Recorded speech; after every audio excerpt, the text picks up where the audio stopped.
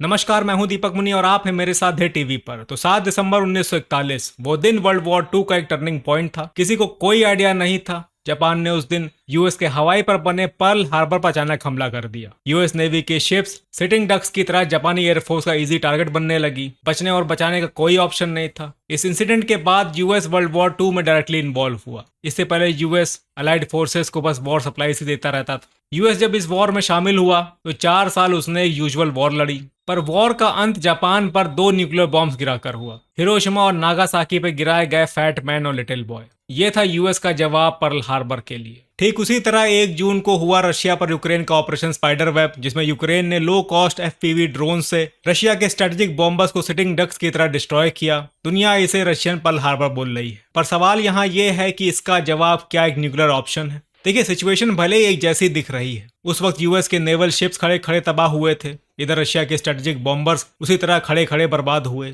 तो सिमिलैरिटीज तो हैं, पर वक्त एक जैसा नहीं। 1945 और 2025 में 80 साल का अंतर है। जियोपॉलिटिक्स बदल चुकी है। न्यूक्लियर उस वक्त सिर्फ यूएस के पास था, इसलिए बिना किसी डिटरेंस के यूएस ने न्यूक्लियर वेपन्स को यूज किया। आज रशिया को मिलाकर 8-10 देशों के पास न्यूक्लियर कैपेबिलिटी है, बाकी 3-4 और बनाने की इच्छा रखते हैं। इसलिए ऐसे केसेस में जब तक रशिया के पास और ऑप्शंस हैं, न्यूक्लियर ऑप्शंस को चूज करने का सवाल पैदा ही नहीं होता। मुझे पर्सनली ऐसा लगता है कि ना रशिया न्यूक्लियर धमकी देने वाला है और ना रशिया न्यूक्लियर ऑप्शंस के बारे में सोचेगा। पर इसको अब रशिया का डर समझने की भूल मत करिएगा, क्योंकि Russia has even more bigger plans. देखिए, ये जो यूक्रेन का ड्रोन हमला हुआ है, ये एक ट्रेडिशनल वॉर की रूल बुक के बाहर की थ्योरी है। ऐसा भी हो सकता है, ये अभी तक किसी ने सोचा भी नहीं था। This incident has literally revealed Russian vulnerability. यहाँ पर माइटी रशियन आर्मी की स्ट्रेंथ के ऊपर यूक्रेन की लिथैलिटी भारी पड़ गई। देखिए, रशिया की इकोनॉमी बेसिकली नेचुरल गैस और क्रूड ऑयल पर बेस्ड, यही इनके स्ट्रेटेजिक एसेट। और जिस तरह से यूक्रेन ने दिखा दिया कि रशियन एसेट्स को कहीं पर भी कभी भी टारगेट किया जा सकता है,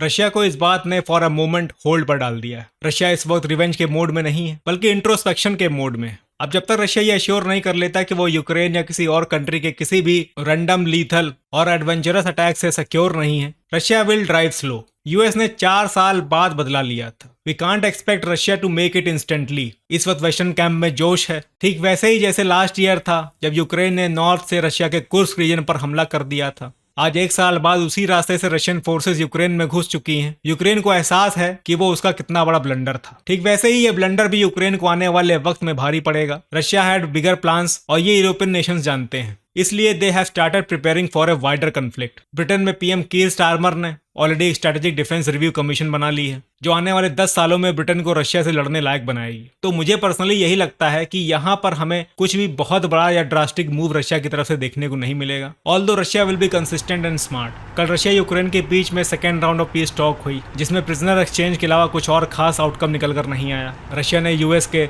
इमीडिएट सीज फायर प्रपोजल को रिजेक्ट कर दिया। तो अभी तक जो लग रहा था कि शायद रशिया और यूक्रेन के बीच में एक पीस डील हो सकती है, यूक्रेन के इस हरकत के बाद ये ऑप्शन खत्म होता है। फिर भी रशिया का अगला मूव देखना दिलचस्प होगा। तो मिलते हैं और अपडेट्स के साथ, तब तक के लिए जय हिंद।